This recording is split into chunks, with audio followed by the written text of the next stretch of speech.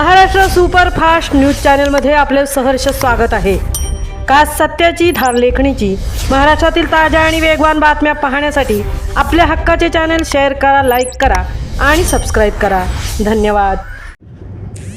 माता सभेतून शिक्षणाचा जागर, उर्दू शाळेत सावित्रीबाई फुलेंच्या विचारांची प्रेरणा। स्त्री शिक्षणाच्या प्रणेत्या सावित्रीबाई फुले यांच्या जयंतीचे औचित्य साधत जिल्हा परिषद प्राथमिक शाळा उर्दूळ येथे आमचे गाव कार्यक्रमांतर्गत माता सभा उत्साहपूर्ण वातावरणात पार पडली।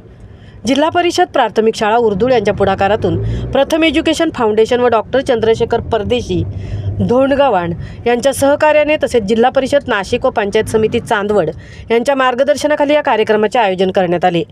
कार्यक्रमात शाळेच्या मुख्याध्यापिका ज्योती ठाकरे यांनी सावित्रीबाई फुले यांच्या स्त्री शिक्षणातील ऐतिहासिक योगदानावर प्रकाश टाकत महिलांनी शिक्षणाच्या माध्यमातून आत्मनिर्भर व्हावे व समाजात सकारात्मक बदल घडवावा असे आवाहन केले।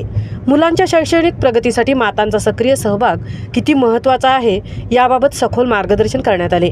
मुलांच्या दैनंदिन अभ्यासात पालकांचा सहभाग कसा असावा, वाचनाची आवड कशी निर्माण करावी, घरच्या घरी शिकण्यासाठी अनुकूल वातावरण कसे तयार करावे यावर मातांशी सुसंवाद साधण्यात आला। यावेळी मातांनी आपल्या अनुभवांबरोबरच अडचणीही मनमोकळेपणाने मांडल्या।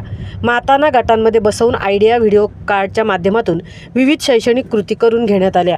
या कृतीचा उपयोग करून घरी मुलांचा अभ्यास कसा घ्यावा याचे प्रात्यक्षिकही दाखवण्यात आले। कार्यक्रमात संगीत खुर्चीसारखे खेळ घेऊन उत्साह निर्माण करण्यात आला, तसेच सक्रिय सहभाग घेणाऱ्या मातांचा सत्कार करण्यात आला।